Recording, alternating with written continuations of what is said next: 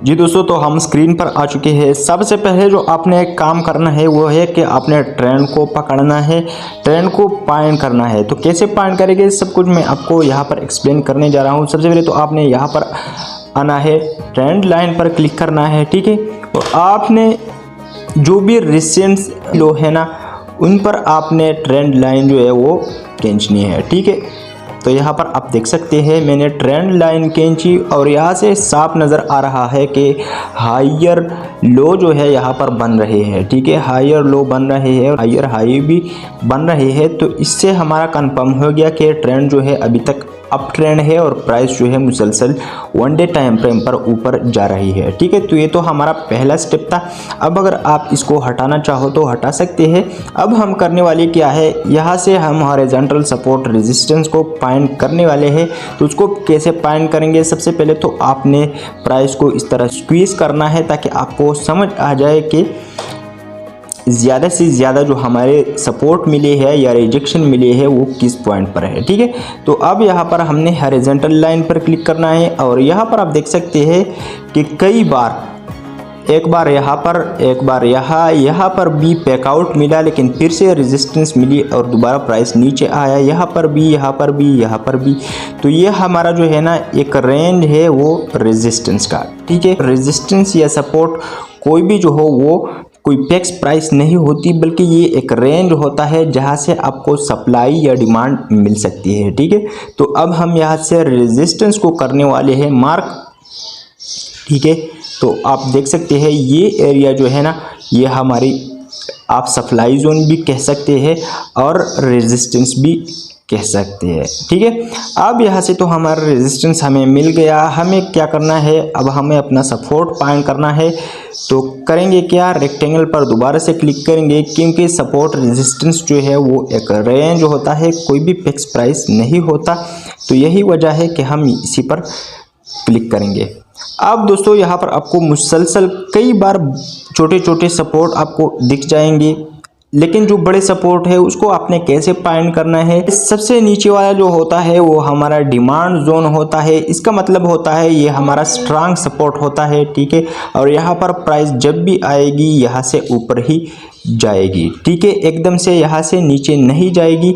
बाकी अगर आप यहाँ पर देखते हैं तो गाइस यहाँ पर आपको बहुत सारे मिल जाएंगे, लेकिन यहाँ पर मैं आपको बताता चलूँ कि ये स्मॉल या आपको इसको टाइनी सपोर्ट भी कह सकते हैं। अगर इस तरह का कोई रेजिस्टेंस भी है तो ये टाइनी कह सकते हैं, मतलब छोटे छोटे। और इसको ज़्यादा तक यहाँ पर जो है प्राइस टिक नहीं पाता।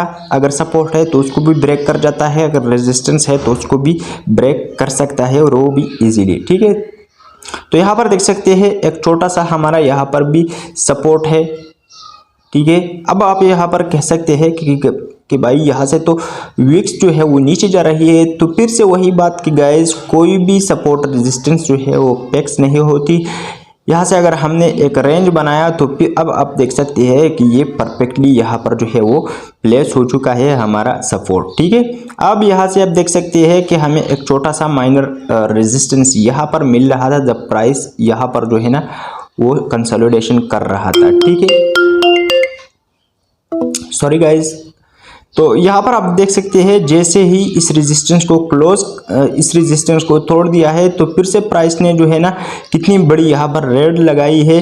तो आप क्या करेंगे, जब प्राइस सपोर्ट पे हो आपने बाय करना है, जब रेजिस्टेंस पर हो तो आपने करना है 50% अपना सेल।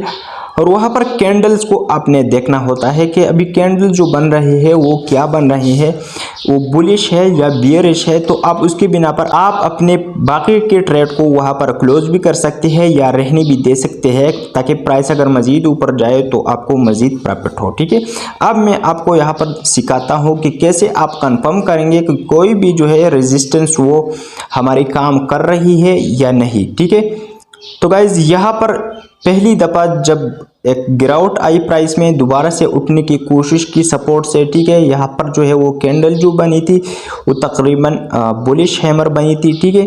तो यहाँ से जो जब प्राइस ऊपर गया यहाँ से इसने सप्लाई को पिक करा और दोबारा से प्राइस नीचे आ गया, लेकिन कैसे नीचे गया यहाँ पर दोस्तों आप इस कैंडल को देख सकते हैं और इससे पहले इस कैंडल को भी देख सकते हैं। ये जो कैंडल बनी थी ये बिल्कुल कंफर्म कर रही थी कि रेजिस्टेंस जो है अपना काम कर रही है और आप यहाँ पर अपना ट्रेड जो है वो प्लेस कर सकते हैं शॉर्ट की पोजीशन। ठीक है, स्टॉप लॉस आपका रेजिस्टेंस से ऊपर होगा और आपका जो टेक प्रॉफिट होगा फर्स्ट टीपी आपका सपोर्ट पे होगा, दूसरा टीपी जैसे ही प्राइस आपके पास टीपी को हिट करता है आपका स्टॉप लॉस जो है वो एंट्री पोजीशन पर आ जाएगा और जैसे ही मजीद नीचे जाएगा प्राइस तो आपने अपने प्रॉफिट को बुक करते जाना है। ठीक है, यहाँ से जो कैंडल बनी थी वो थी इन्वर्टेड हैमर। ठीक है, तो यहाँ से ये बेरिश साइन था कि हमारी रेजिस्टेंस जो है वो एक्टिव हो चुकी है, अभी प्राइस नीचे जाने वाला है और फिर आप देख सकते हैं कितना बड़ा जो है वो यहाँ पर गिरावट आई है प्राइस में। इस तरह दोस्तों आपने कैंडल्स पर भी नज़र रखनी होती है, सपोर्ट या रेजिस्टेंस पर कि कैसे काम करता है। जैसे कि यहाँ पर सपोर्ट पर ये जो कैंडल बनी थी ना ये बुलिश थी, तो प्राइस उसके बाद ऊपर गया लेकिन ऊपर रेजिस्टेंस मिली और यहाँ पर जो इन्वर्टेड हैमर बनी तो उससे प्राइस दोबारा से नीचे आ गया। अब गाइज यहाँ पर आप देख सकते हैं जैसे ही हमारा प्राइस जो है वो डिमांड जोन पर आया, जैसे कि मैंने आपको बताया कि 1 डे टाइम फ्रेम पर हमने जो सपोर्ट और रेजिस्टेंस मार्क करे है तो ऊपर वाला जो सबसे ऊपर वाला होता है वो हमारा सप्लाई जोन होता है और जो सबसे नीचे वाला होता है वो हमारा डिमांड जोन होता है। तो जैसे ही प्राइस यहाँ पर डिमांड जोन पे आया, ऊपर की क्लोजिंग दी, उसके बाद एक अच्छी वॉल्यूम के साथ ग्रीन कैंडल बनी, तो यहाँ से आप अपने ट्रेड जो है वो ओपन कर सकते थे और स्टॉप लॉस आपका जो है वो सपोर्ट के नीचे या जो ये रेड कैंडल बनी थी इसके भी नीचे थोड़ा सा आप रख सकते थे और टेक प्रॉफिट वही जो मैंने आपको बताया कि यहाँ पर आपका फर्स्ट टीपी आपका रेजिस्टेंस होता है। जैसे ही फर्स्ट टीपी हिट हो जाता है तो आप अपना जो स्टॉप लॉस है वो एंट्री पर ला सकते हैं, इससे आपका ट्रेड सिक्योर हो जाता है। ठीक है, तो दोस्तों अगर आपको ये जो कैंडल्स की बात है अगर आपको ये समझ नहीं आ रही तो मैं आपके लिए अलग वीडियोस बनाऊंगा इंशाल्लाह, तो सारे कैंडल मैं आपके साथ उसमें एक्सप्लेन करने जा रहा हूं, तो आप उन वीडियोस को भी देख सकते हैं। और एग्जांपल आपको बताने जा रहा हूं, आप देख सकते हैं कि जैसे ही डिमांड जोन पर प्राइस आया था उसने दोबारा से उठने की कोशिश की, दोबारा से उठना चाहा, यहाँ पर जो है ना मुसलसल बुलिश कंटिन्यूएशन पैटर्न बनाता रहा और दोबारा ऊपर उठता रहा। यहाँ पर आप देख सकते हैं बुलिश इनगल्पिंग पैटर्न बना है कैंडल्स का। ठीक है, यहाँ पर अगर आप देखो तो बुलिश हरामी पैटर्न बना है। ठीक है, और उसके साथ मॉर्निंग स्टार भी जो है वो पैटर्न तीनों कैंडल्स का बना है। ठीक है, तो दोबारा से प्राइस ऊपर मजीद गया। यहाँ पर अगर आप देखो तो यहाँ पर हैंगिंग मैन बना और वो भी सप्लाई जोन के करीब। यहाँ से आप अपनी शार्ट की पोजीशन ओपन कर सकते थे। स्टॉप लॉस आपका ऊपर, फर्स्ट टीपी आपका यहाँ पर सपोर्ट पे और दूसरा आप अपने स्टॉप लॉस को ट्रेल कर सकते हैं, तो आपको मैक्सिमम प्रॉफिट इससे होता है। उम्मीद है आपको वीडियो पसंद आई होगी। अभी तक जो मैंने आपको बताया है 1 डे टाइम फ्रेम पर था, तो मजीद अगर आप इसको कंफर्म करना चाहते हैं, अगर आप इतने बड़े टाइम फ्रेम पर ट्रेड नहीं करना चाहते तो आपको करना क्या है, इसी सपोर्ट रेजिस्टेंस या डिमांड और सप्लाई जोन को आपने नीचे स्मॉल टाइम फ्रेम पर लाना है और यहाँ पर आपने उसी तरह कैंडल्स की पैटर्न को सपोर्ट रेजिस्टेंस पर देखना है कि कहाँ पर कोई कैंडल बन रही है, सपोर्ट पर कौन सी कैंडल बन रही है, रेजिस्टेंस पर कौन सी कैंडल बन रही है।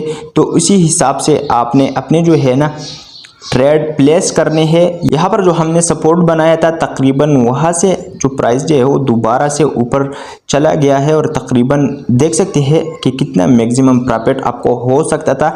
और जैसे कि मैंने आपको बताया था गाइस, कोई भी सपोर्ट रेजिस्टेंस फिक्स प्राइस नहीं होती और इसकी वाज़ेह मिसाल यहाँ पर है कि जो हमने सपोर्ट मार्क करी थी वो 296.8 थी और जो प्राइस था वो तकरीबन 298.1 से जो है ना वो दोबारा ऊपर उठ के चला गया है। तो इसका मतलब क्या हुआ कि गाइज आप यहाँ पर अपने छोटे छोटे आर्डर्स लगा सकते हैं, जो भी सपोर्ट जोन होता है और जो भी सप्लाई जोन होता है, तो वहाँ पर आप अपने छोटे छोटे सेल के आर्डर्स लगा सकते हैं। तो दोस्तों उम्मीद है वीडियो आपको पसंद आई होगी।